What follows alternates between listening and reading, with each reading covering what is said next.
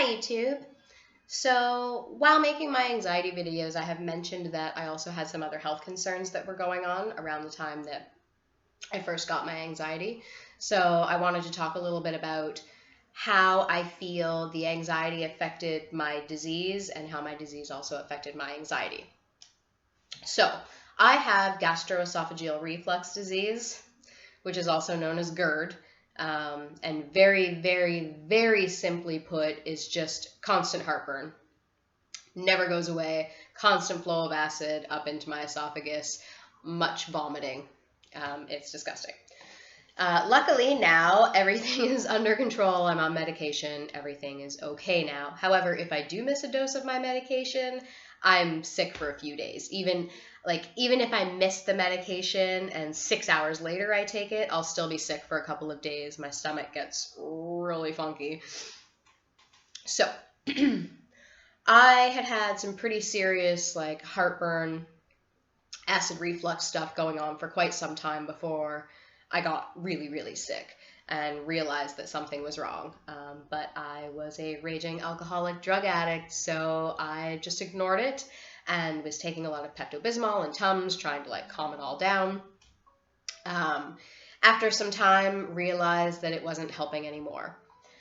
So one day I'm at work and I'm trying to eat my lunch and it felt like there was a cut in my throat. So when I was trying to swallow, it just really hurt. So for the next few days, I decided not to really eat anything solid. I thought maybe I was just sick or something. I didn't know what it was. And so I was just trying to eat soups and really soft things, whatever. And I would say after maybe 2 weeks or so, I couldn't swallow it all anymore. My throat had really swelled up, and every time I tried to eat something, I would immediately vomit. It wouldn't even get down my throat, and I would be throwing up. It was really horrible. So I went to see the doctor, and this is the doctor I talked about in my last video, Dr. Bickle. Don't go see him. So I go in, and I'm telling him what's going on, and told him it had been a few weeks, blah, blah, blah. And he said to me, well, it sounds like you're bulimic and you're doing it to yourself. Gee, thanks, Doc. You've been a big help. And I'm like, look, I'm not bulimic. I don't want to vomit. This is just happening every time I try to swallow. There's something wrong. And he was like, no, you're doing it to yourself. It's bulimia. And that was the end of it. He didn't want to hear anything else I had to say. Okay. So I left kind of in tears thinking I don't really know what to do because I'm obviously not doing this to myself. So, I don't know what to do. So, fast forward about 2 months, I've now lost 25 pounds, and I was only 130 pounds to begin with, so I didn't have 25 pounds to lose. I'm a tiny little girl. I'm 5'1". I'm pretty teeny tiny. So, I wasn't able to go to work anymore. I didn't have the energy. I just couldn't go. I'm not eating, and I was basically just on liquids at this point, and even then I was still throwing up. I would say 5 times a day was a good day for throwing up. Other days it was a lot more. It was pretty awful. So I go back to the doctor. I'm like, look, I can't go to work anymore. I'm not even able to get off the couch most days. I'm on basically just liquids. Look at all the weight I've lost. And that's when he was like, oh yeah, maybe there is something wrong. Yeah, thanks. So he sends me to a specialist. And the specialist decided that they would run some tests to see what was going on. So I ended up, over the course of the year and 8 months that it took to actually get this under control, I had to go for several tests. So the first one was a scope, where they sort of kind of knock you out. So you're basically asleep, but not really. And then they take this tube with a camera on the end of it and stick it down your throat and sort of take a look around. It's terrifying. So anyway, I had to get a few of those done. I had to have several barium enemas, which are basically you lay sort of lay on this table thing, and they give you this chalk liquid that you have to drink, which is awful. So you have to drink this liquid, and it sort of puffs out your stomach, and they can take like x-rays and like look around inside you and see if you have ulcers and things like that. I also had to get, oh, sorry, I should say. So they realized what it was that I had. They determined that I have this acid reflux, this GERD. So yeah, basically you have like your stomach and your esophagus, and in between those is this muscle that's supposed to like constrict and keep everything in your stomach. I don't have that. Mine disintegrated. So basically it's just this constant flow of acid and food and everything. Nothing stays in my stomach. So that's what was making me feel quite sick. It was, it ended up burning my throat like raw, like totally raw, because I let it go for so long. It burned my throat completely raw, and then an infection set in. So in order to treat the GERD, I had to first treat the infection. So they gave me these pills that I had to take, which I couldn't swallow because they were these gigantic pills that I wouldn't have been able to swallow if I wasn't having a problem. And I'm like, is this a joke? Like, is this a joke right now? Like, are you fucking with me? You want me to swallow this thing? So they ended up having to give me this liquid medicine, which was disgusting, and it didn't work as well. So it ended up taking several months to get rid of this infection before they could actually start treating the GERD. So as this is happening, keep in mind I'm not eating, I'm on a liquid diet. So basically I was drinking a lot of water, a lot of juice, and Ensure. So Ensure saved my life. If it wasn't for Ensure, I probably would have died. I was drinking 4 cans a day, and Ensure is not cheap, so it was really difficult for me because I'm also not working. So I'm not working, I'm living on liquids, and I'm totally depressed, having crazy anxiety, total panic attacks all the time. And I've also, there's something in my eye. I've basically lost all my friends at this point. Now, there's a few people that stuck by my side. Oh my God, there's something in my eye and it's killing me. Ugh. So there's a few people that stuck by my side and were amazing friends, but for the most part, my friends kind of disappeared on me. And like, I get it. I'm 21 years old. Like, my friends want to go out and party and have fun, and I'm sitting here like, hey guys, I can't get off my couch. And no, I can't go out for dinner with you because I can't swallow anything, and I'm really miserable and depressed and hating the world and hating my life, and So I get it. So I lost a lot of my friends. I was basically alone all the time. Like, you can't just expect your mom to hang out with you all day. Like, she's got her life too. So I'm on my own a lot. And I started to just, I was so depressed. And I just kept thinking, people don't realize how lucky they are to be able to walk into their kitchen, open their fridge, and just take something out and eat it. What a privilege to be able to just eat something when you feel, that looks really good, eat it. Yeah, I can't do that. And, that was really hard for people to understand. So you try to talk to people about it because they're like, I don't really get it. What's wrong with you? And I'm like, well, I can't swallow. Every time I try to swallow, I throw up. I can't physically swallow food. And people just don't understand this. And I get it. It's hard to understand. And yes, although I'm super skinny and pale and all that, I'm always kind of pale, but I'm super skinny and pale, but otherwise, I look fine, so people don't really understand that you're sick. And also, I have the anxiety and the panic, which people already think is crazy, so then they're just looking at you like, so you're a crazy person who's convinced themselves they can't eat food. So it really sucked. So months and months go by.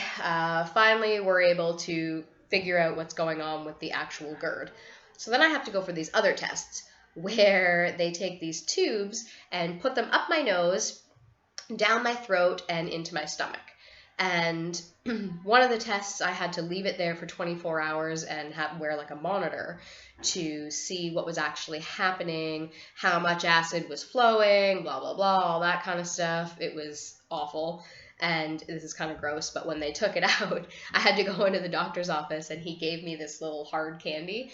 And he's like, you may want to suck on this while we pull this out because it's really going to taste bad. And I was like, fantastic. So I'm like sucking on this really hard candy while he's pulling this tube out of my nose that's been in my stomach. Oh, that was disgusting.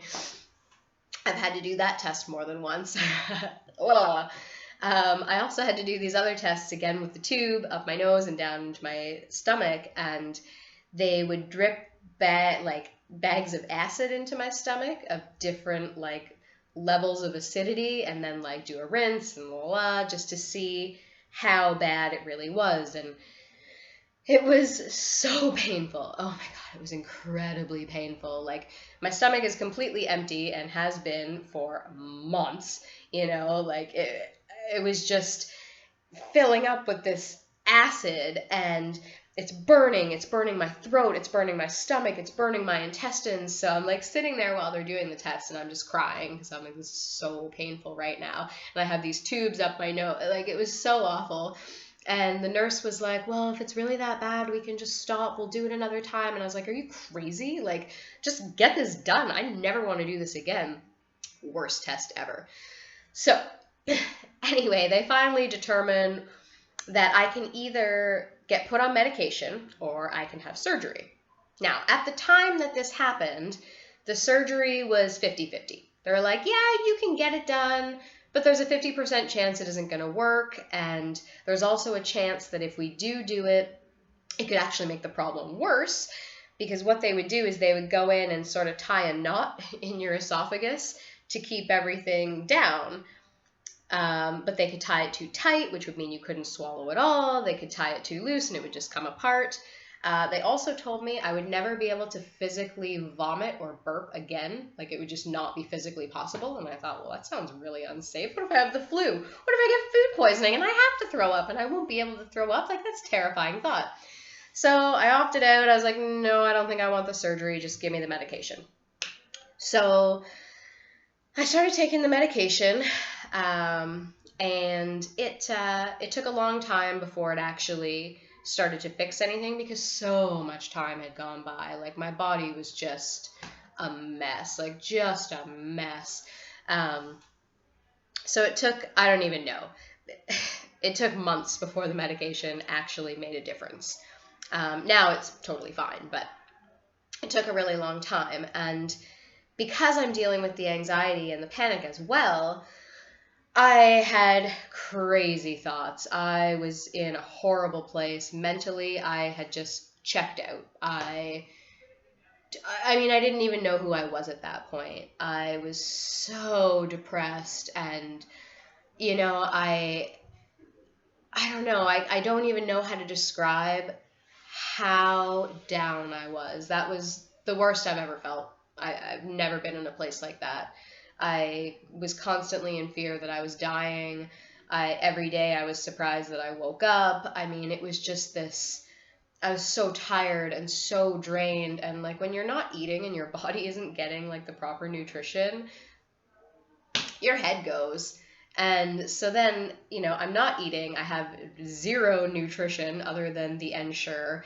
I don't have my friends. I'm not socializing. I'm not going to work. I'm basically living in a dark room because I'm depressed. And, then it's I'm having anxiety and panic. And then I'm seeing things because I'm not sleeping. So I start to feel like I'm going crazy. And it was just awful, just awful. I ended up in the hospital a couple of times, just of severe dehydration, having to get hooked up to IVs, and, it was just awful. It was an awful, awful time in my life.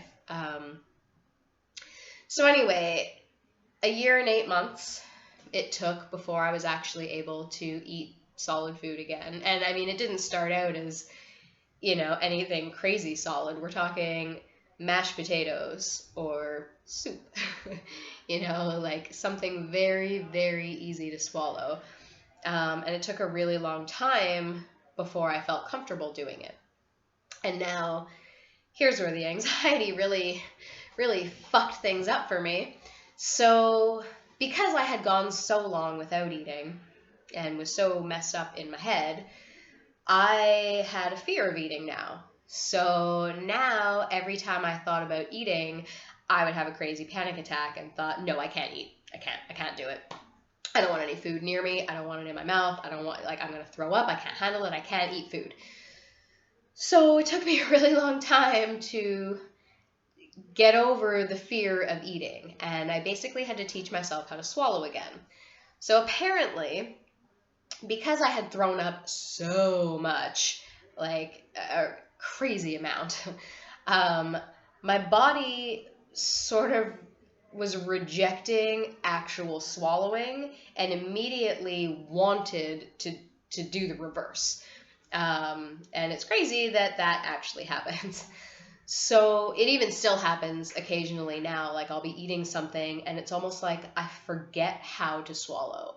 And I have to sit for a second and really, really concentrate on like swallowing. I don't know. It's so weird.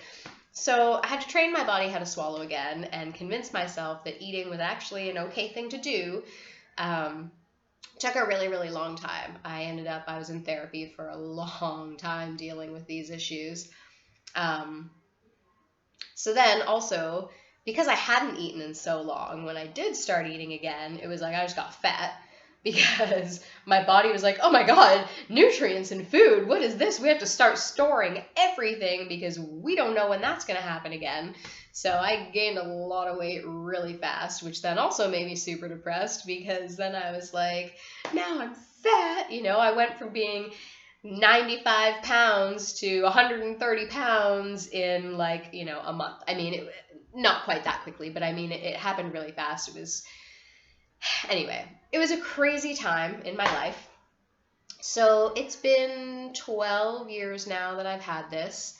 I take medication every day, and I have to be really, really careful with my diet. There's a lot of things that I can't eat or shouldn't eat. And, I just have to watch. And I mean, it's not the worst thing, definitely. There's a lot worse diseases out there. And mine was a pretty severe case. I mean, it's totally cool. Not totally cool, but I mean, it's fine now. In the beginning, it was awful. But there are definitely a lot worse diseases that I could have had. So, I'm happy that everything's okay now. But I do have to take medication for the rest of my life, unless, of course, I decide to get the surgery, which apparently has improved a great deal. So now there's an 80% chance that the surgery will work. My only issue with it now is that it still might not work, and I might still have to take the medication every day. And then I think, like, why am I having surgery and still having to take the medication? But at the same time, if this could improve my quality of life, I think that it's worth it. I was actually seeing a specialist in Vancouver before we moved to Spain, and I was on a waiting list to see a surgeon, but then we moved here and the whole thing. So hopefully when I go back to Canada, I can just see a specialist right away and get it taken care of. But yeah, that's my experience with GERD. It's horrible. It's a horrible thing to have, and it's dangerous. I mean, if it's not taken care of, it can definitely cause, like, I know people that have gotten throat cancer because of it, so that's like a huge fear of mine. And I'm already an anxious person, so of course I'm always afraid this is going to happen. But I do get checkups and tested, and I've gone for other scopes and things, and everything seems to be okay. So, but I do get sick a lot. I don't have the heartburn anymore, but my stomach is always messed up, always. I always feel sick. Food does not sit well in my stomach. I'm sick a lot. Basically, it's like irritable bowel syndrome, only it's just acid reflux. Because the medication that I take changes the acidity in my stomach. It doesn't break down foods properly. I end up getting a lot more infections because, I don't know, you have like bacteria in your body, and because the acid is different, it just changes the way things in my body work. So I get sick a lot easier than other people. It sucks. However, I try to treat my body really well. That experience taught me a lot. Taught me a lot about life. Taught me a lot about the way I treat my body. I've stopped doing drugs. I very rarely drink. I quit smoking. It changed the way I view life. I remember the first time I ate a piece of toast after the whole thing, and I just thought, wow, like, toast is fucking good, eh? Like, just toast. Just a piece of toast is the best thing ever, and no one appreciates it. No one appreciates a good piece of toast. It really just made me view eating differently and privilege differently, and I realized how lucky I was to live in a country where food wasn't an issue. I could eat when I wanted, what I wanted, and having that taken away from me, it changed my outlook. It changed how I viewed my life. So even though it was like the most horrible thing I've ever been through, it was one of the most positive experiences in the end. I did learn a lot. So anyhow, that took a really long time. If you have any questions or anything or comments, that would be awesome. I would love to hear it. I'd love to hear anyone else's stories who has maybe gone through something similar. Leave comments, questions down below, and I hope that you found this interesting or helpful in some way, and I would love to see you around for my next video. So take care, guys. Bye.